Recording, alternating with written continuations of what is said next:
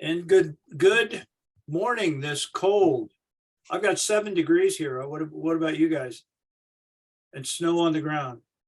Let's see. 10. Yeah. They were predicting, all the schools are closed and all that today. They were predicting the storm of the ages, but they, as often the case, overstated. It's beautiful out if you want to be outside, Yeah. but I'm Yeah. grateful for Zoom. I've got 13. It's supposed to drop to minus 14 tonight. Oh, no kidding. Minus Yeah. 14? Oh, wow. Sometime this evening. Yeah. Well, let's get started. We're, of course, in the Gospel of John. I enjoy this. And most of the time, I really, really enjoy this. This particular ones, we're looking into this text. I have really, really, really enjoyed this one. It's really fun. And it'll be interesting to get our group interaction over this text.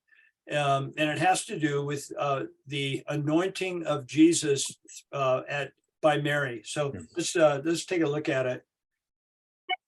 This is really fun for me.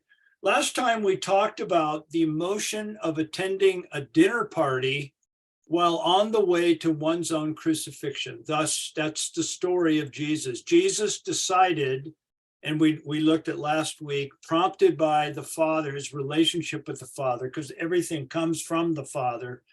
And he's on his way. I believe, my belief is that Jesus fully understood what would happen in Jerusalem, that the joy that was set before him. Not everyone believed that. I believe that.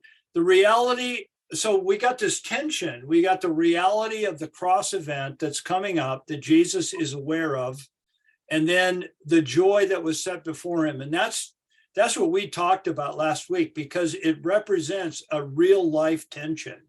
Everyone on this call has awakened some morning to a really bad set of circumstances, and we talked about how to navigate the everydayness of life when something dreadful is hanging overhead. So that's what we talked about. Now, in 12:3-6, Jesus has done an overnighter at Bethany, returning to Jerusalem, and they're going to throw a dinner party for him. So he's at Bethany and he's returning to Jerusalem. And while the pot is simmering in the kitchen, Mary comes to Jesus, and this is the story. Mary took a pound of very expensive perfume of pure nard. Not sure what pure nard is, but it is something. I didn't really look into that. She anointed the feet of Jesus and wiped his feet with her hair, and the house was filled with the fragrance of the perfume. We all know this story. We're going to slow it down and really dive into it. But Judas, who was present, one of the disciples, and John says the one who intended to betray him, said, quote, "Why was this perfume not sold for 300 denarii and the proceeds given to the poor people?" You know, I didn't look up 300 denarii. Did anybody know what the equivalent of that would be? That'd be kind of interesting. I just didn't pay attention to that. In verse 6, now he said this, not because Judas cared about the poor, but because he was a thief, and as he kept the money box, he used to steal from what was put into it. That's John's comment. Anybody know what the denarii is? 300 denarii is roughly a year's wages. No kidding. A year's, wow, that really puts it in perspective, doesn't it? A year's wages.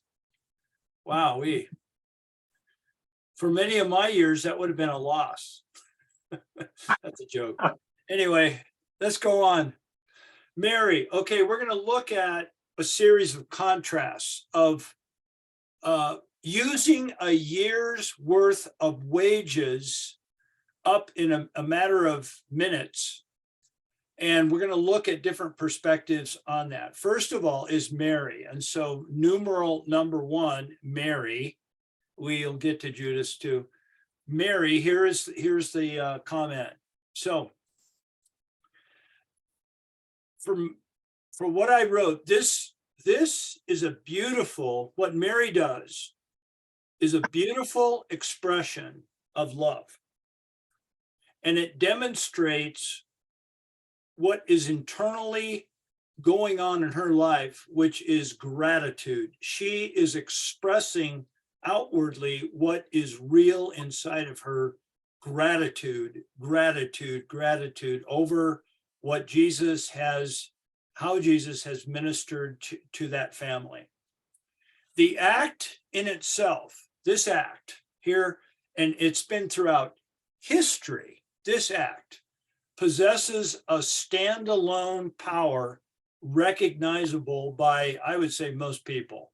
Now, so if this, what I mean by this, if this were cast in the cinema and within a movie setting, you saw this scene happen, it would bring tears to our eyes of how beautiful it is. Now, I don't know, you guys who watched The Chosen, is this part of The Chosen, or have they not got there yet? When they get there, that's going to be really that's going to be a beautiful setting. And we recognize that as human beings, that this is an act of self-expression of beauty and love that is powerful. So that's the first statement. John is careful, John the author is careful to note that the pleasing fragrance of this act was, he uses the term, very expensive. Dave, thanks for that. 3 years of wages. It was pure. And it permeated the entire occasion. It filled the house. I mean, that is the wordsmithing there is absolutely wonderful of the power of this occasion. He does so in order to punctuate the significance of this occasion. What Mary's action represents is an abandonment from one's mimetic, and we've looked at that word, mimic, mimetically means mimicking, one's mimetically created and adopted construct of thinking. I think Mary represents freedom from mimetic copying, and we're going to go into this. Whereas in contrast, we're going to look at Judas. And so we're going to see a contrast. Through her act, she demonstrates freedom. It's freedom. It's the freedom that Jesus is calling us into, where he says, if the Son makes you free, you will be free indeed. That is his desire for us humans, freedom. And this is a representation of that. And to outwardly express what is present within. What is true inside is now manifested on the outside. Now I've got here my little note, think in terms of layers.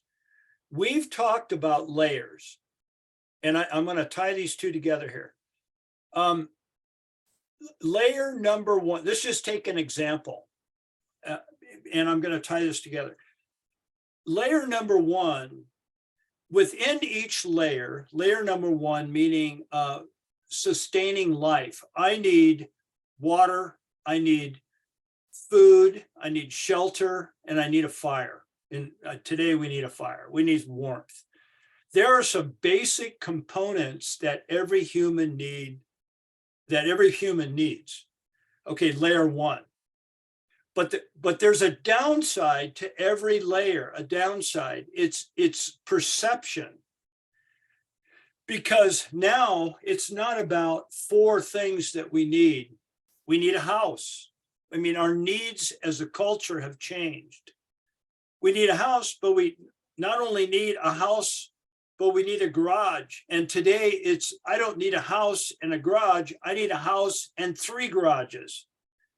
And so our perceptions are that our needs are much different. Whether they really are, that is bogus. In order for me to sustain life, I don't need 3 garages. So that through mimetic, the mimetic desire that we've talked about, the culture has put on us needs that are not really needs, but they're needs because my neighbor has 3 garages, so I need 3 garages. What I'm saying here is that Mary is free from that. I'd say every human being is subject to mimetic desire. I define my needs and desires by watching those around me. But I think here she's demonstrating what it looks like to be free from that. Yes, Bill. You mentioned garages, and I was watching the news the other night where they're discussing the hospice care of Jimmy Carter, and that he returned home. And the home he returned to was a small ranch house he built with his own hands back in 1961 or something. I'm going like, my gosh, he never, I keep thinking of all these homes the ex-presidents built here, there, and everywhere. He's living in this ranch house he built decades ago. He obviously didn't have a desire to have more. No, he's a man who's demonstrated that from my perspective. Yeah. We need to talk about that. Thank you for sharing that.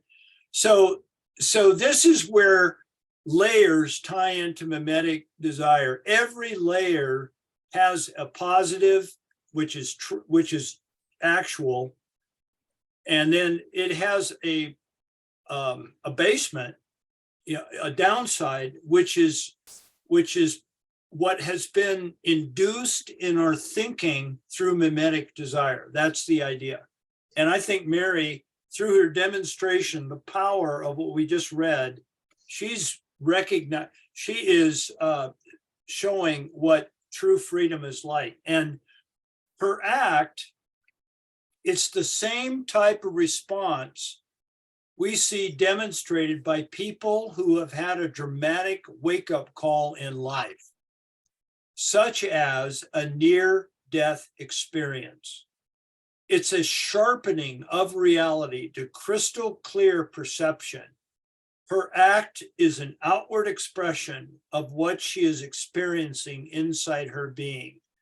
I think that probably most, if not every one of us, have had some type of wake up at a point in life. I remember my mind went to an auto accident I had several years ago.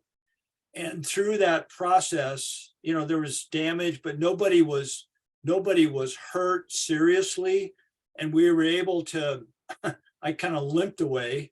I was able to drive my car home, but just barely. But as a result of that, and it was a really cold day, it was -20 and the roads were really slick. So it was dangerous being out there. And I got home and my whole life and way of thinking was moved from this almost near tragedy to an extreme sense of gratefulness of what is actually important. And I think probably all of us have had this kind of thing happen, but it's a clarity, and Mary is taking something so valuable and applying it in a way that, and it's all out of clarity, not out of wastefulness. It's clarity in relation to what is really true. She is acting clearly, clearly. So I'll just leave it at that. Now, on the other side of the coin, we've got Judas, and it says Judas, who is one of the disciples, and John writes, the one who intended to betray him. He said, okay, after, he's coming in on the counter. He's being contrary to what is going on. And he says, why wasn't this perfume sold and the money given to the poor? Okay, that's what he said in this whole thing. All right, so, imagine Jesus here. He's on his way to the cross. and to die for humanity. And he hears this disciple say this, and he holds his cool. That is absolutely mind-boggling. He allows it to occur. But anyway, that's kind of an aside. I think we talk about that in the coming weeks. Judas is here, numeral number 2. Judas represents what Judas represents is a response from humanly derived mimetic thinking. Now, again, guys, John wasn't thinking mimetic thinking through Rene Girard. It didn't exist yet. But what I'm attempting to do, what all interpreters tend to do, is put the text within a framework to make it understandable. And that's where my mind is going. Judas represents humanly derived mimetic thinking. This would be the default human way of thinking, is what I'm talking about. So, first of all, his prime motivation is to bolster support for his own desires. He needs to bolster, he needs to step in and bolster because he feels a lack. There is no lack, but he feels a lack. It's like the masculine. Over the weekend, we talked about this. We men feel generically that we don't measure up. There's this innate thing within us that we don't measure up. It's what we're not doing. Therein is a problem. In so doing, he is able to feel self-assured by bolstering his own position, stepping in, stating his point. He is attempting to gain support so he can feel better about himself. Now, here's another note. Okay, case in point.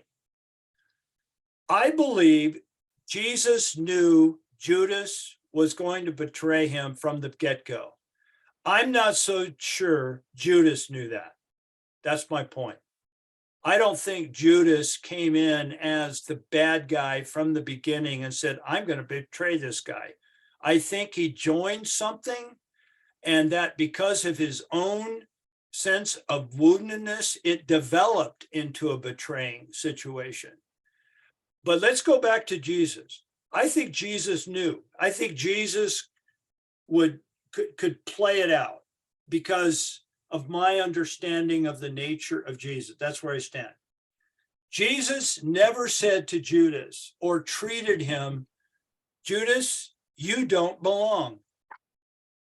It's Judas who created that scenario within his framework. He kept shooting himself in the foot because he doesn't feel like he belongs. And so he created a world in his head. And in the end, he acts that out. I don't belong. And he betrays the Son of Man. So I think it's really clear. He was never ostracized. He put himself in that position. Okay, number one. And now we're diving deeper into his comment here. Number one, he starts with a rebuttal. There's this beautiful act that most of us as human nature, when we're not issued driven here, we watch it as we would in a movie, and it brings us to tears. It's absolutely beautiful. Jesus or Judas is the contrary one that rebuts that. And he's doing it, he's posing a question, and that question is designed to bring controversy. It's designed to gain support.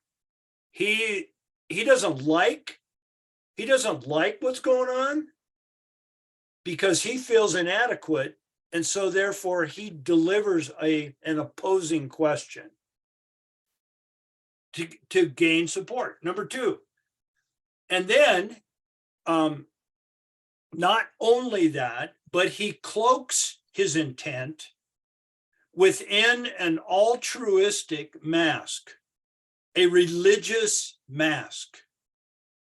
and I say, this is what I don't know about you, this is what I, as a religious person, I become really good at this.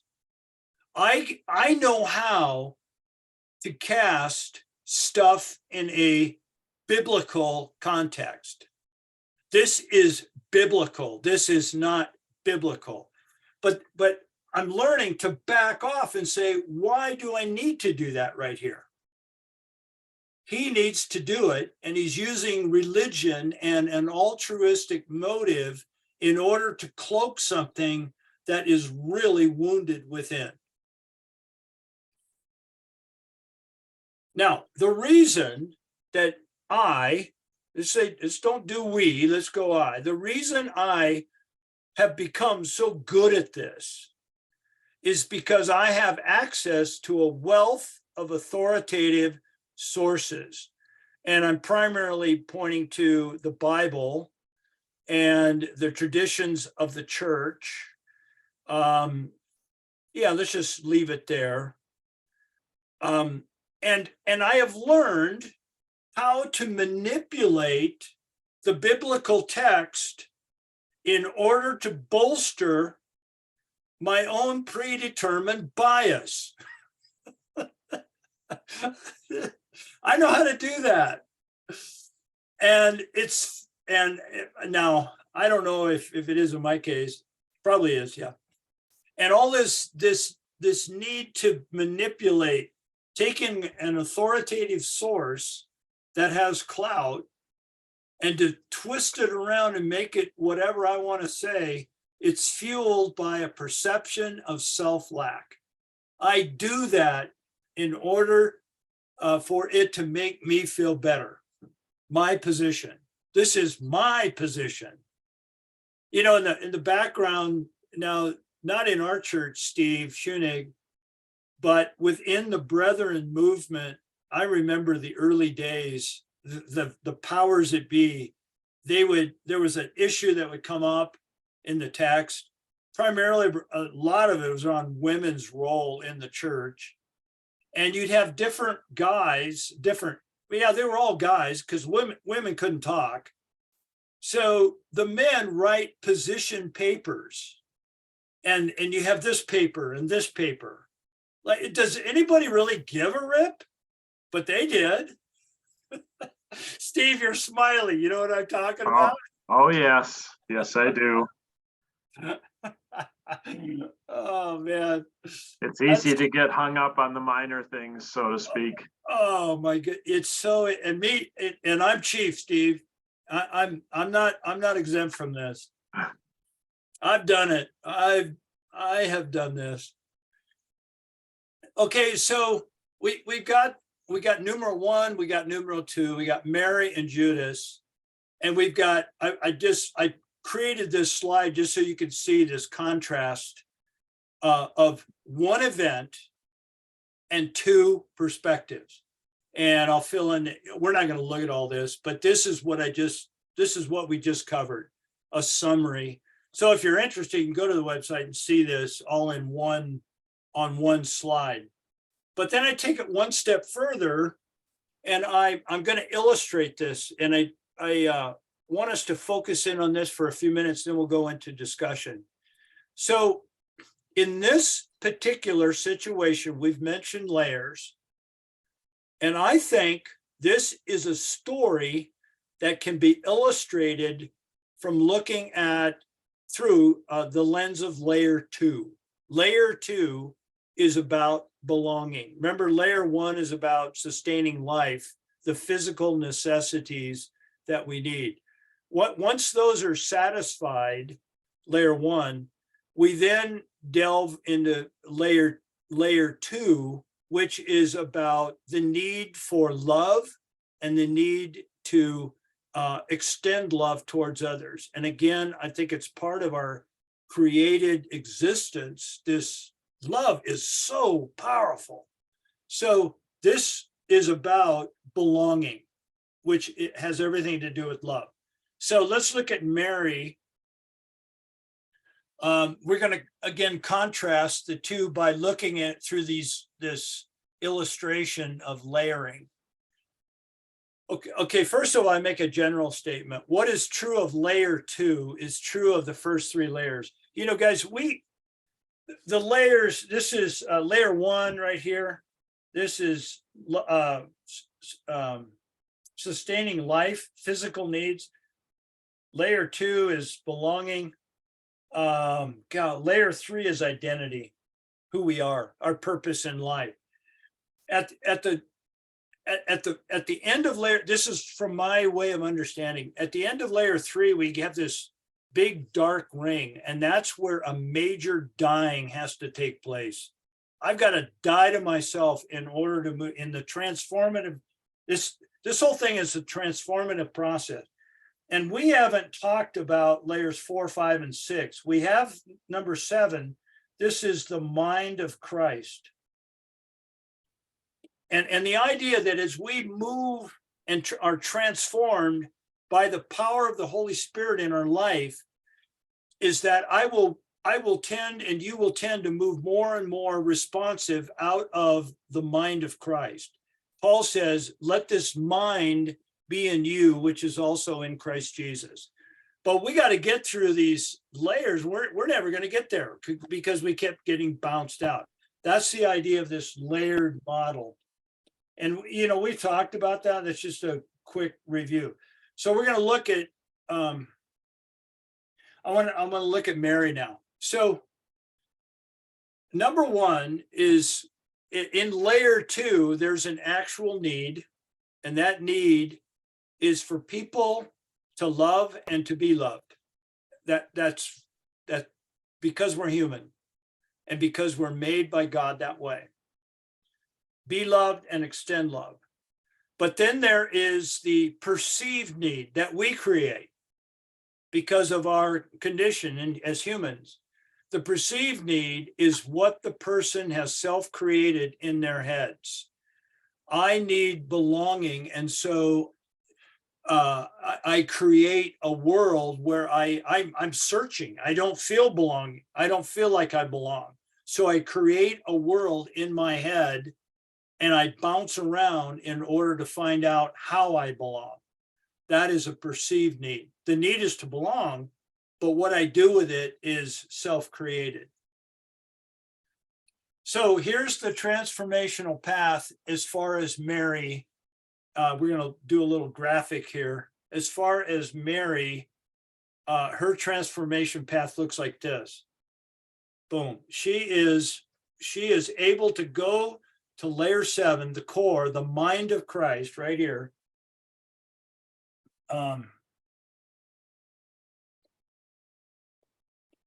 That's the mind of Christ.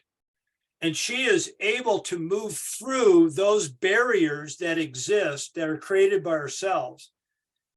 And what that represents is a response out of the mind of Christ. I would say she has demonstrated Philippians 2. She is demonstrating the reality of what exists. Mary is untethered.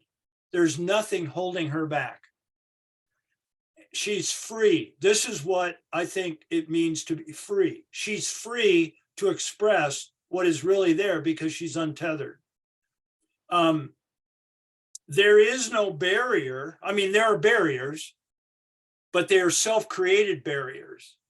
And she is able to she's able to go through this barrier set up here at layer 2.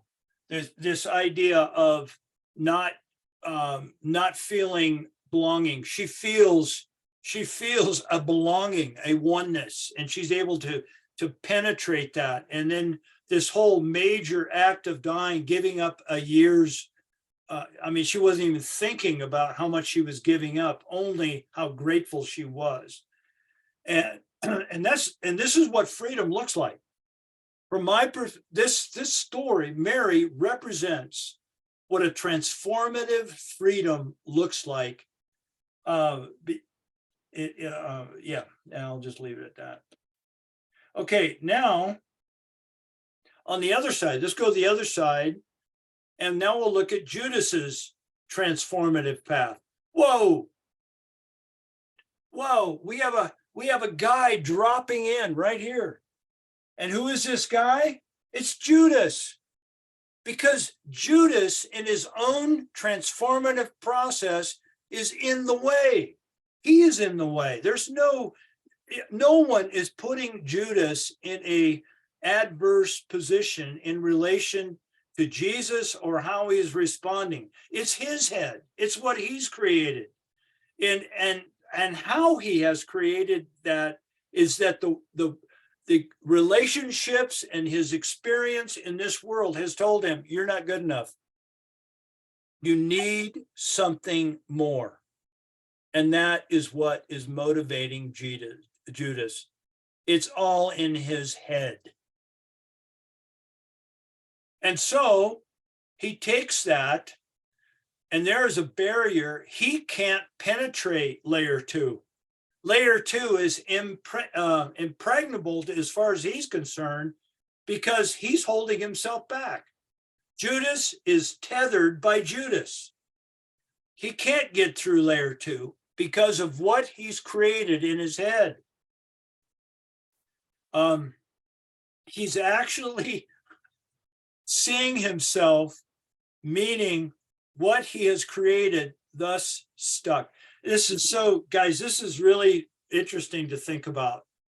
You and I in our transformative journey, I would say at some point we all get stuck. And the reason we get stuck is we see ourselves over and over again, and we can't get through it. And so we stay in the same thing over and over, and we see it the way we see it. And it creates real difficulty. Judas exemplifies that. It's not bad. It's part of being human. I mean, this is part of it. So we come to verse 6.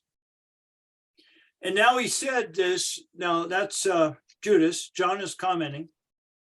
Okay, John steps in and he says, he said this not because he cared for the poor. He's clarifying, but because he was a thief.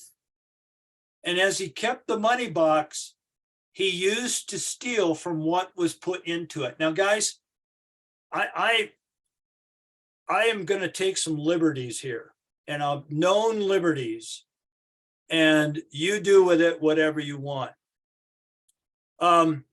That statement right there sets us up to make Judas the scapegoat. I don't think that's John's intent.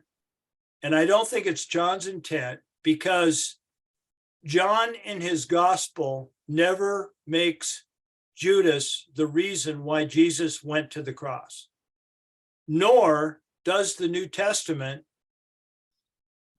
make, they reference Judas, but Judas is not the reason Jesus died on the cross, the betrayal.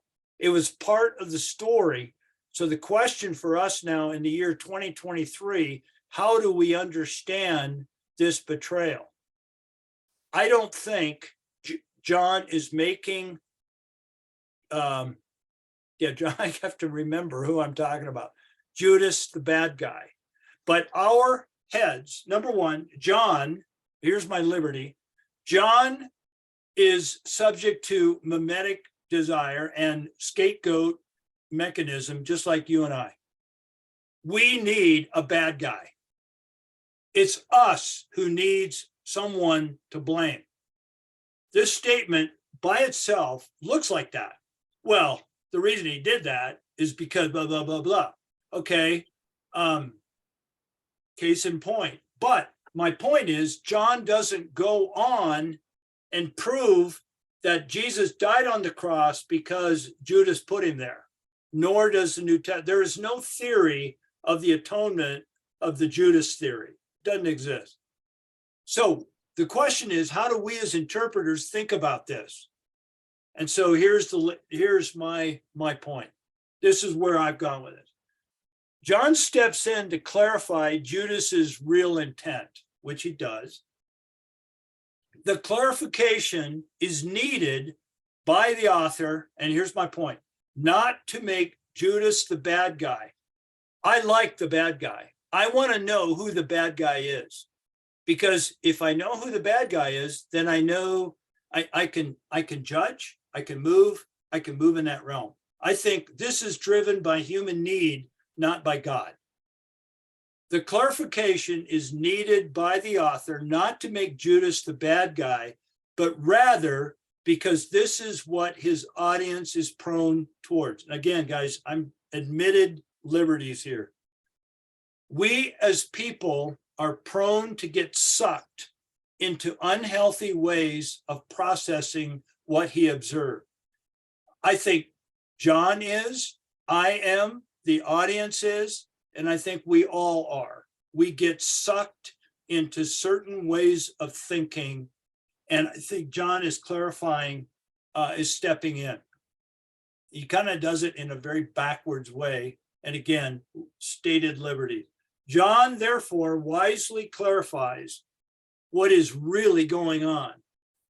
He understands that we people naturally gravitate to whatever bolsters our own self-derived way of thinking. And it's, okay, here's my point. This is why we people tend to settle in Ephraim and we never pack our bags for Jerusalem. We take the role of the scapegoat. We either blame or we become the scapegoat, the one who is blamed, and we take that role.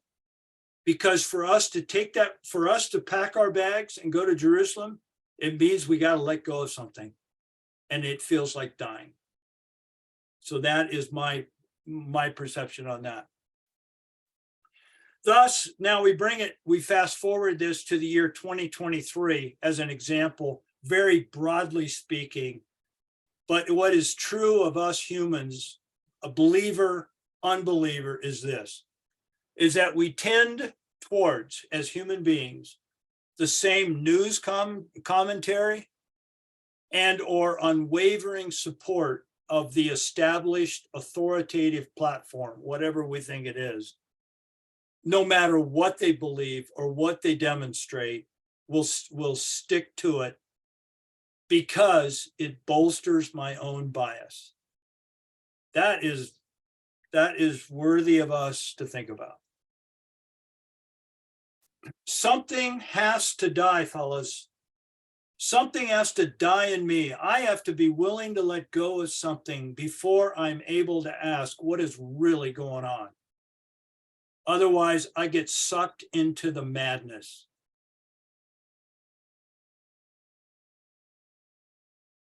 Thus, the difficulty, I think, is really, really difficult for me and for all of us to truly have a true human self-assessment. Thus, I think the community, the church, why we need a community of people in an honest, there's a whole nother issues with that, but we need other people in order to walk this journey of discipleship, of Christ, of moving into Christ likeness. I can't do this alone because I will by nature live in a fairyland that I've created. I can only move forward by letting go. And that feels like dying. So let's move into table time. We got 20 minutes, right on time. We examined the idea of cloaking wounded personal intent, Judas, with altruistic religious language, altruistic in his point. This is seen in sharp contrast to Mary, who exemplifies a purity of action based on inner adherence to what is really true. She's untethered, she's free. She's just demonstrating, we hear, show us your heart. She's showing us her heart. We arrived at the human difficulty of coming to a place where we are inwardly free enough to ask, what's really going on? And guys, that's a scary question. What is really going on?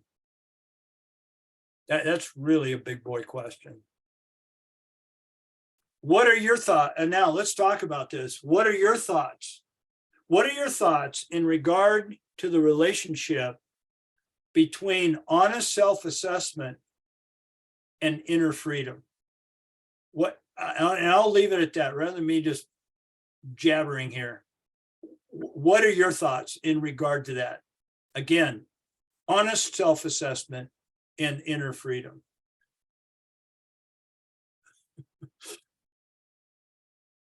Not an easy thing to discuss by any means.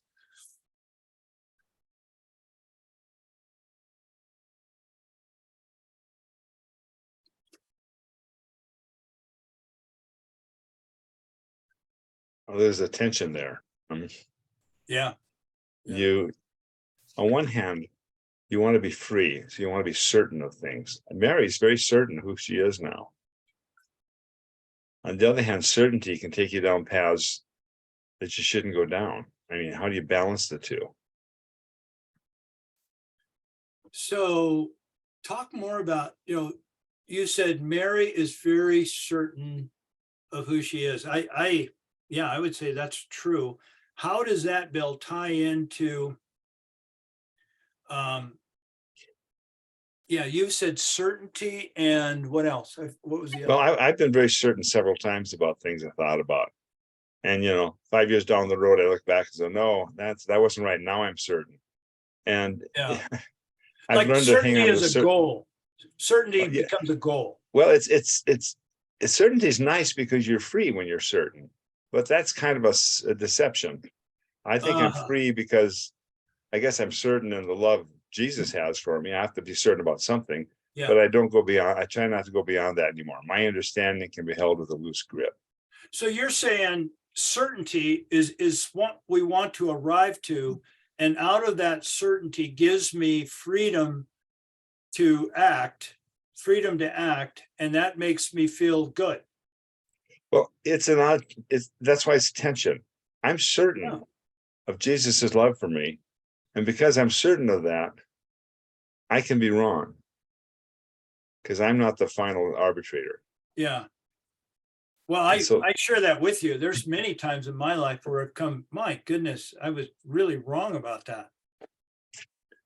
And when Dave shared how much this ointment is worth in real time value, where I think you said a year's labor or something a lot more than I ever thought.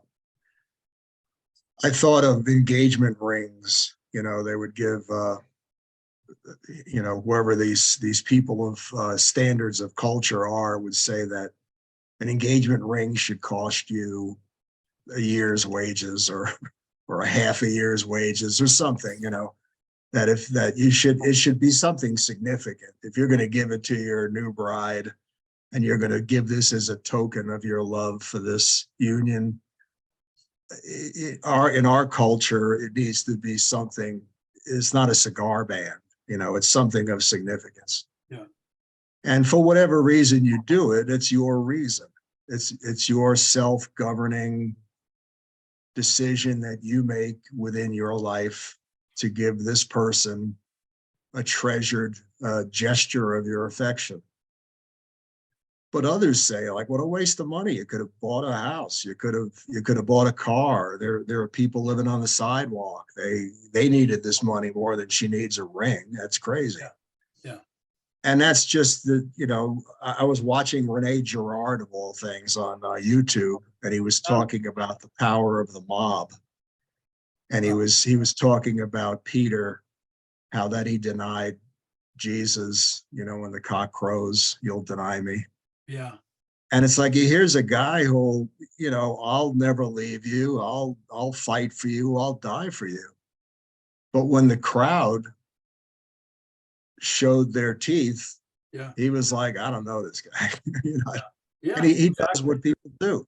He succumbed to the power of the mob. And what Rene Girard was talking about was, in his mimetic theories that he's given out, themes, he's saying, don't doubt the power of the mob to make you do things that you never would do on your own. Right. You just wouldn't do it.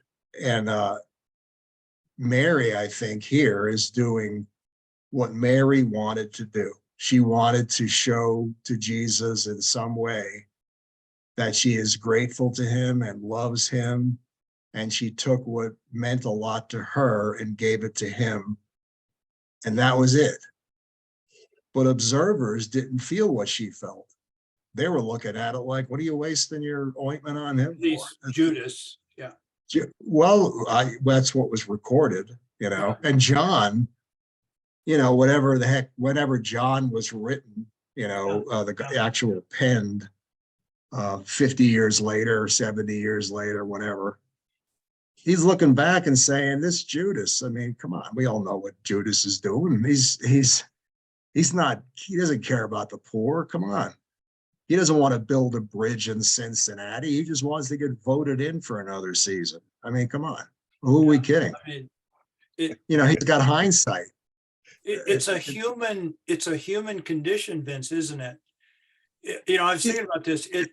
Caiaphas makes Jesus the scapegoat, and by that statement alone, John is stating Judas is the scapegoat.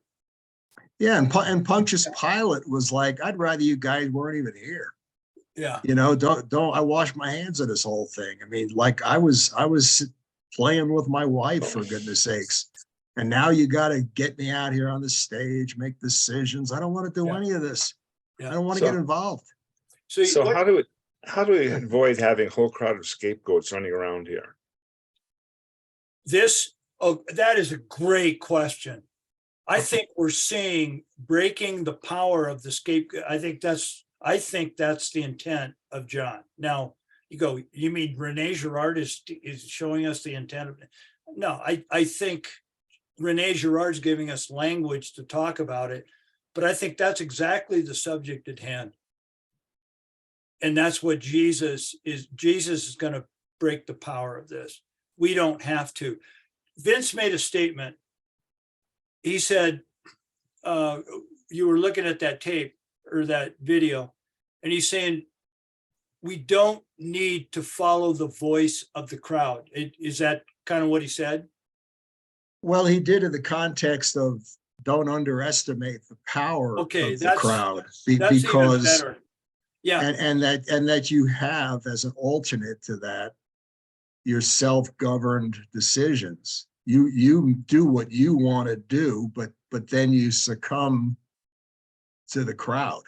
Yeah. And whatever the crowd tells you, that becomes right, whether you agree with it or not.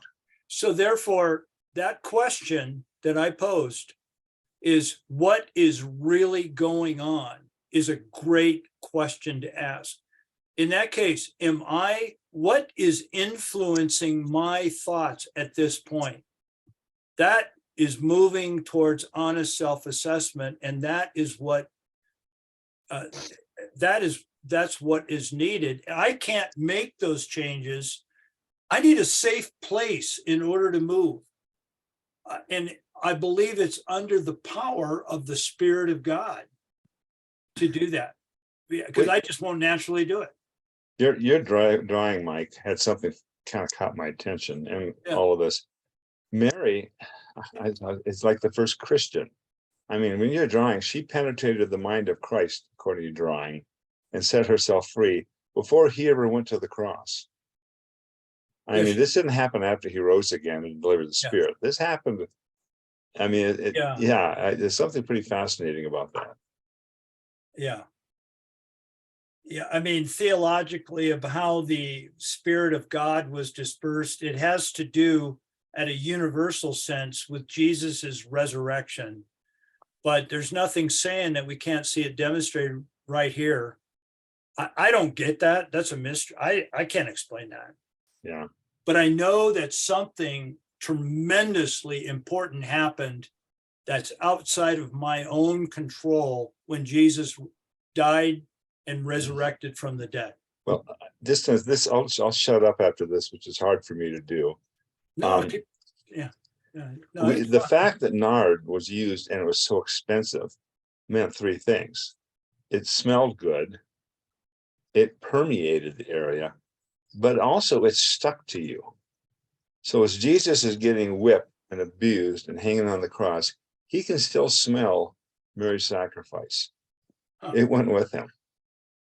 Yeah, And that's so it. when everyone's screaming at him for his death and all that kind of stuff, he knows there's somebody who loved him. Yeah.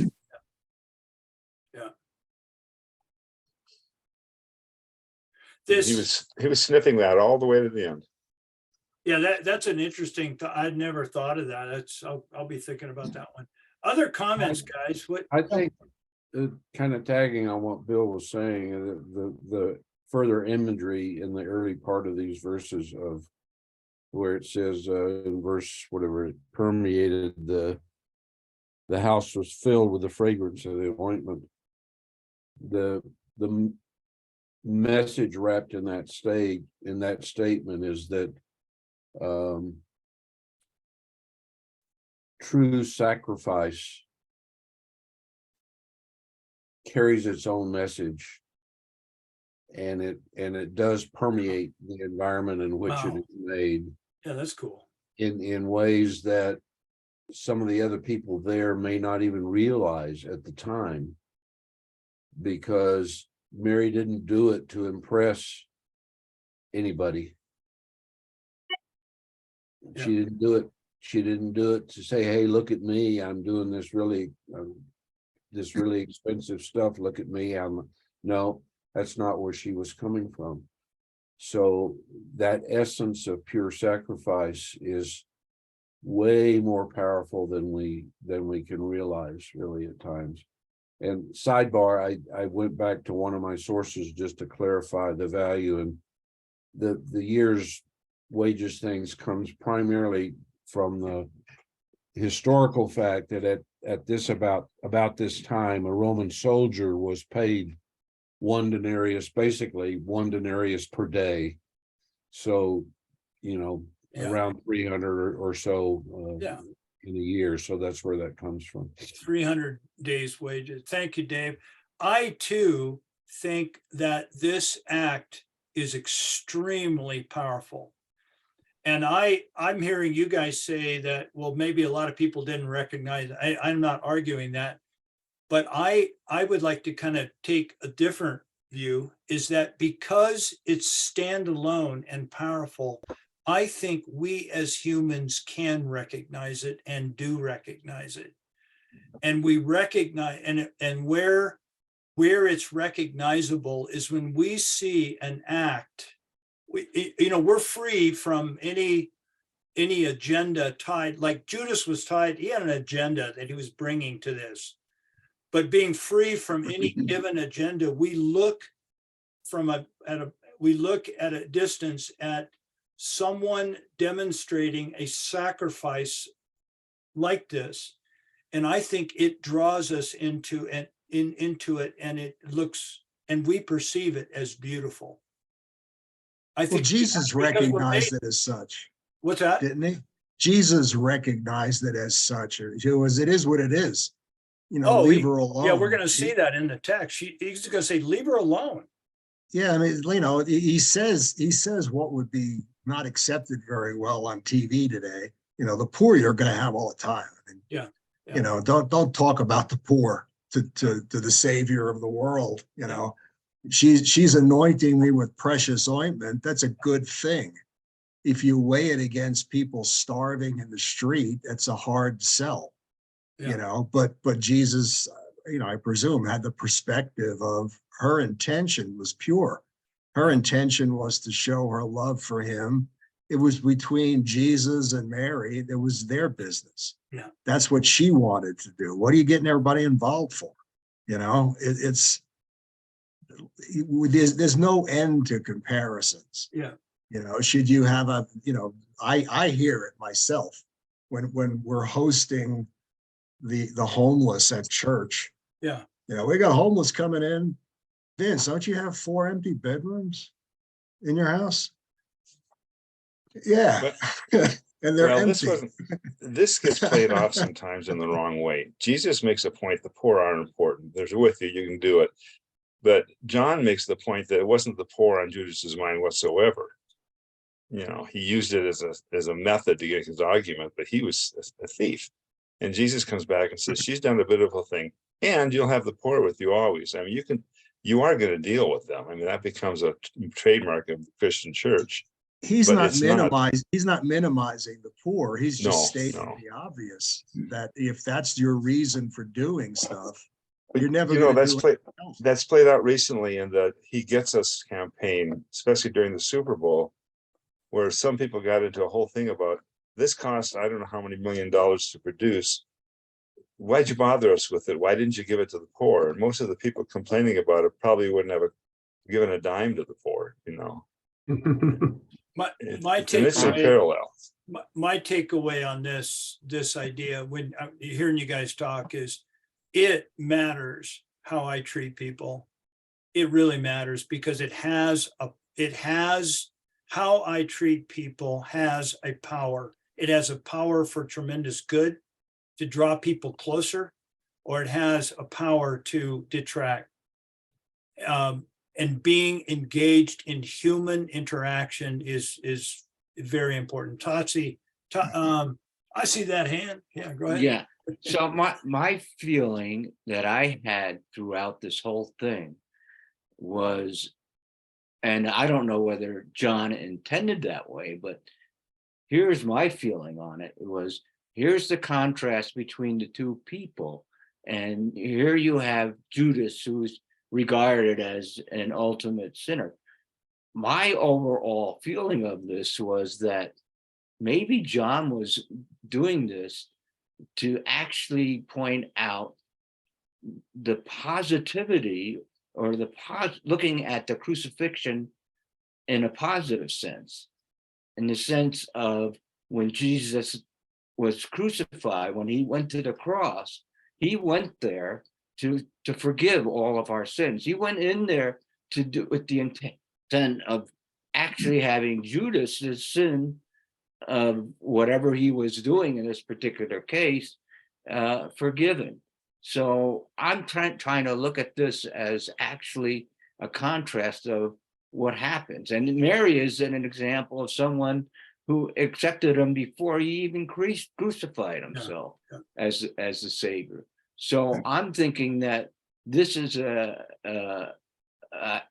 for me, it's like I need to look at crucifixion that Jesus goes through, because I look at that as what I had to do. I had to go, and when my testimony, which you guys have always heard, is I had to be fired in Maine to have all of my sins or whatever, or my former earthly gods destroyed, okay, so that I could, over the long haul, which has happened to me, is I can look at the fact that that was a positive thing, that you know. So I don't know if I'm making any sense in this, but Well, you're making boatloads of sense of how do we think about Jesus dying on the cross? There's a lot of different views on that.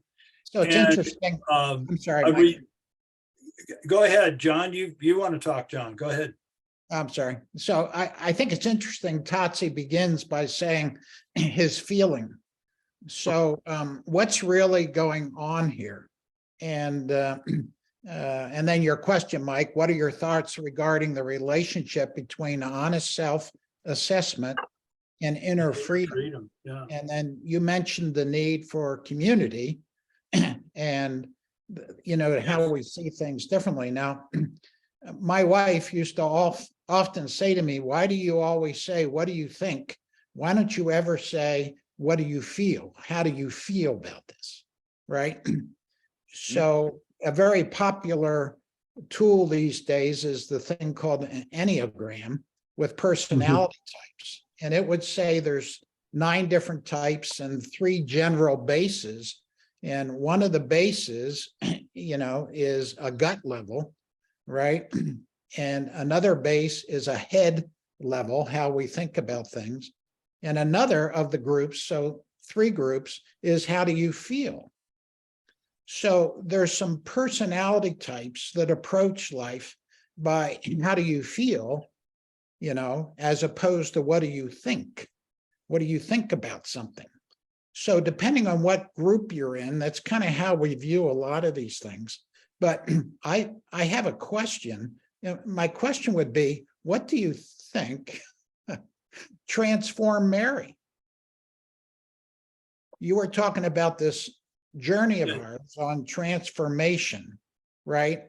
And it's about how do you think, and how to get into the mind of Christ. But what do you think and then you said Mary was transformed.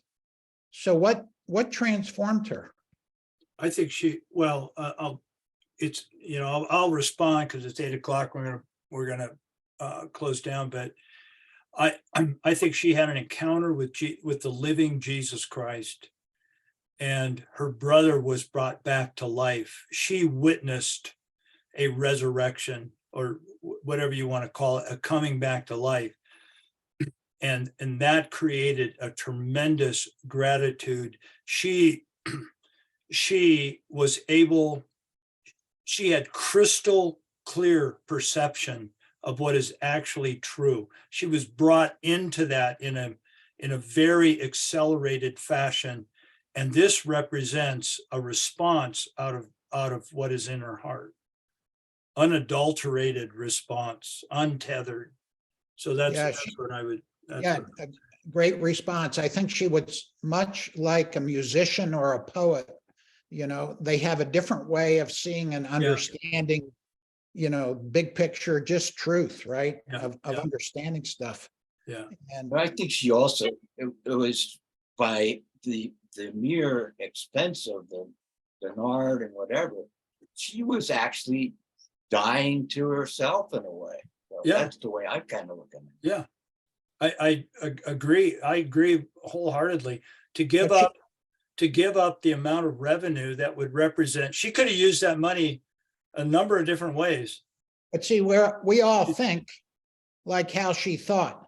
And my premise would be she didn't think like we think. She Yeah. just did it. Yeah. Right. The idea of experiencing and knowing to be loved and to love, right? She just did it. And as Mike, how you described the experience of her brother and just, you know, her Yeah. transformation, right? What was a result of this encounter with the living Jesus. Yep, agreed. And what it represents, and we got to quit here, but she represents unadulterated, untethered freedom of what was really there. And that's beautiful. Absolutely. And my question would be, so how do we get there? Yeah, yeah. Great question. Oh, Next week. wonderful. I wish we had another hour. You guys, we'll shoot for next week. We'll do next week. I'll be out of town, but I can join you via my iPad, and we'll move on to next week. Have a good week, guys. See you. Thanks, now. Mike. Yeah, Take care. really, Thanks, Mike. Really fun stuff. See you. Bye now. Bye.